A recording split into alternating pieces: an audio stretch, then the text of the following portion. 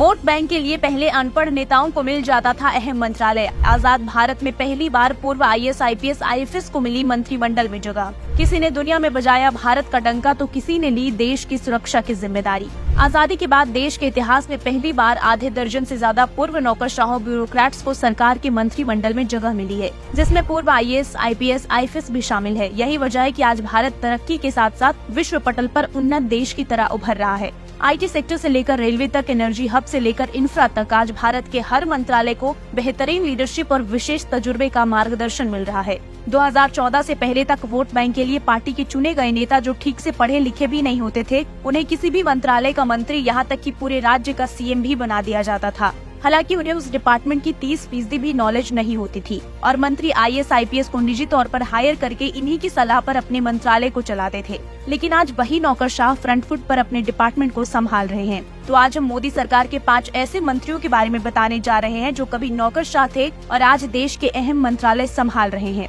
सबसे पहले बात विदेश मंत्री S जयशंकर की, जिन्होंने भारत की विदेश नीति की काया पलट दी। जयशंकर विदेश मंत्री बनने वाले पहले नौकरशाह हैं। बीते 4 सालों में जयशंकर ने अपनी काबिलियत से भारत का मान पूरी दुनिया में बढ़ाया है। चाहे बात अमेरिका, यूरोप के प्रतिबंध के बावजूद रूस से तेल खरीदने की हो, डोकलाम के मुद्दे पर चीन से वार्ता हो या कश्मीर के मुद्दे पर पाकिस्तान को बेनकाब करना हो, भारत आज पूरी दुनिया से आंख मिलाकर बात करता है।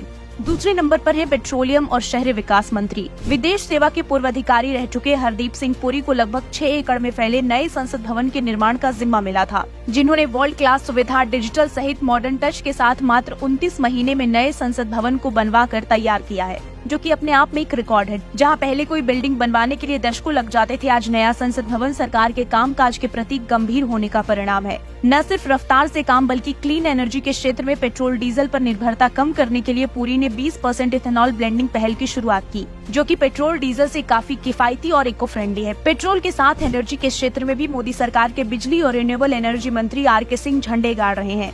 RK सिंह पूर्व गृह सचिव भी रह चुके हैं। आपने देखा होगा कि पिछले कुछ सालों में बिजली की खपत बढ़ रही है। सबसे ज्यादा आबादी होने की वजह से हमें ज्यादा एनर्जी की जरूरत होगी। इसके लिए सरकार ने बिजली और रिन्यूएबल एनर्जी मंत्रालय को एक ऐसे हाथ में दिया है जिन्होंने विंड पावर के प्रोडक्शन के मामले में भारत को दुनिया का चौथा देश बना दिया। भारत अब solar energy, wind power, biomass जैसे क्लीन एनर्जी से बिजली बना रहा है। 2021 में देश में 40% बिजली रिन्यूएबल एनर्जी रिसोर्सेज से हासिल किया था। पिछले 9 साल में रिन्यूएबल एनर्जी प्रोडक्शन में भारत की क्षमता में बढ़ोतरी विश्व की अन्य बड़ी अर्थव्यवस्थाओं में सबसे तेज है। वो दिन दूर नहीं जब दुनिया कच्चे तेल को छोड़कर भारत से पावर इंपोर्ट करेगी। भारत को आत्मनिर्भर बनाने के साथ साथ उसकी सुरक्षा भी उतनी ही जरूरी है। मोदी सरकार ने भारत की सुरक्षा की जिम्मेदारी पूर्व IPS अजित डोभाल को सौंपी है। साल 2016 में जब भारतीय सेना के उरी स्थित कैंप पर हमला हुआ, जब 2019 में पाकिस्तानी आतंकियों ने पुलवामा में CRPF के काफिलों को निशाना बनाया, जवाब में भारतीय सेना ने जब एयर स्ट्राइक की तो उस एयर स्ट्राइक के मास्टरमाइंड भी डोभाल ही थे। कहा जाता है कि भारत के प्रधानमंत्री से ज्यादा अगर कोई शक्तिशाली है तो वो है अजीत डोभाल, जिसके नाम से पाकिस्तान भी खौफ खाता है।